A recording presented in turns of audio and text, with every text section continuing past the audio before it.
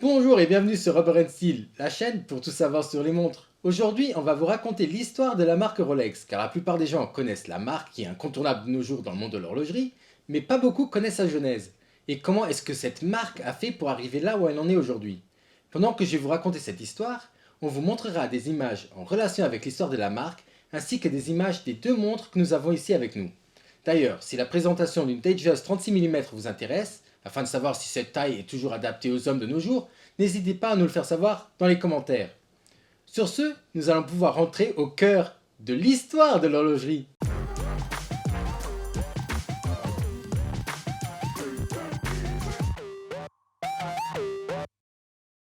La marque à la couronne, mythique par ses modèles tels que l'Explorer qui a vu le haut du mont Everest, ou encore avec sa montre Oyster qui a traversé la Manche, a vu le jour en Allemagne sur les bords de la Tamise, mais ne s'appelait à l'époque pas encore Rolex.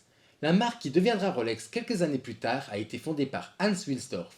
Ce Bavarois a décidé de quitter son pays natal afin d'aller vivre en Angleterre et plus précisément à Londres, où celui-ci crée en 1905 la marque Wilsdorf et Davis, qui est donc le précurseur de Rolex. L'expérience de la guerre et la pertinence des montres bracelets au cours de celle-ci fait vite comprendre à Hans Wilsdorf que c'est dans cette direction qu'il faut aller.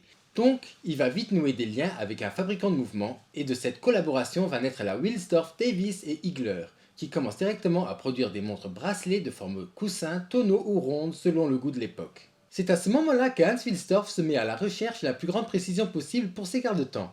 Et à la veille de la Première Grande Guerre, ces montres bracelets sont les premières à être certifiées chronomètres par l'Observatoire de Kew en Angleterre.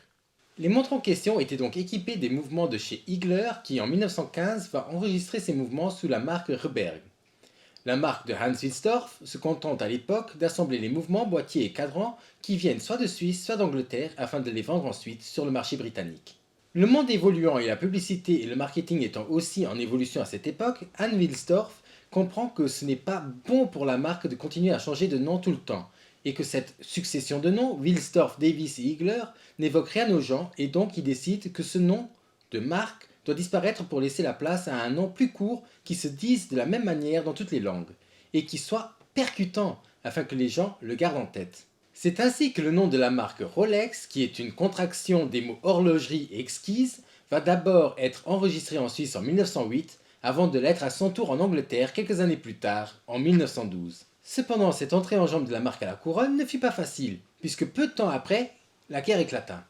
En effet, l'entrée en guerre de l'Angleterre contre l'Allemagne leur a causé énormément de désagréments, étant donné que Hans Wilsdorf était originaire d'Allemagne et que la germanophobie s'était installée dans les esprits anglais. Ce qui a mené à des brises de vitrines, boycotts et toutes sortes d'injures, ce qui va les obliger à clamer haut et fort leur appartenance et leur dévouement à l'Empire britannique et aux alliés de celui-ci. Il va d'ailleurs insister tout d'abord sur sa nationalité anglaise qu'il a acquérie après son mariage avec une Britannique, il y a peu de temps, et de l'autre côté en 1915 il va changer le nom de la fondation pour passer de Wilsdorf et Davis à Rolex Watch Company Limited, en précisant d'ailleurs que cette entreprise n'a aucune intention de commercer avec l'ennemi de l'époque. C'est pendant la guerre que Rolex va connaître son plus grand succès malgré les débuts difficiles, puisque les militaires vont commencer à porter des montres Rolex à leur poignet, car c'était bien évidemment beaucoup plus pratique que de devoir sortir la montre à gousset de la poche afin de voir l'heure. Donc pendant ces années de guerre, Rolex est passé d'une production qui était avant-guerre majoritairement faite de petites montres en or pour femmes, à des montres en argent pour hommes, ce qui va propulser Rolex sur les devants de la scène. Malheureusement, nouveau problème pour la marque grandissante, dès 1915, les taxes à l'importation des mouvements en provenance de Suisse sont passées à 33,33% afin de financer la guerre. Et pour en rajouter une couche, en 1916, l'interdiction de l'importation des boîtiers en or et argent est votée. Tout ceci a donc forcé la marque à la couronne de quitter l'Angleterre afin de s'implanter au plus près de ses fournisseurs. C'est donc ainsi que Rolex arrive enfin en Suisse aux côtés de son fabricant de mouvements Egler. Egler qui n'a d'ailleurs été racheté par Rolex que beaucoup plus tard en 2004. Pour finir, c'est l'année qui a suivi son arrivée en Suisse que Rolex s'installe à Genève et crée la société Rolex SA. Et voilà comment on arrive d'un homme allemand ambitieux à la marque suisse la plus connue au monde. Bien entendu, ils n'étaient pas encore à l'époque ce qu'ils sont aujourd'hui, mais c'est comme ça que tout a commencé. La suite était tout aussi intelligente car Rolex a marqué tous les esprits en s'inscrivant dans l'histoire en participant à différents succès et différentes histoires plus passionnantes les unes que les autres. Rolex est donc entre autres retrouvé au poignet de Mercedes Clates lors de la traversée à la nage de la Manche ou encore au poignet du Dalai Lama, Fidel Castro, Picasso, pour n'en citer que quelques-uns. D'ailleurs, le 26 mars 2012, le réalisateur et explorateur James Cameron effectue une plongée record en solitaire à 10 908 mètres sous la surface de l'océan Pacifique, à bord de son submersible Deep Sea Challenger. Et bien entendu, il y avait une Rolex à l'extérieur de ce submersible qui a, en plus de cela, très bien vécu le voyage. Avec tout ce qu'on vient de voir, on peut comprendre pourquoi la marque Rolex en est là où elle est aujourd'hui.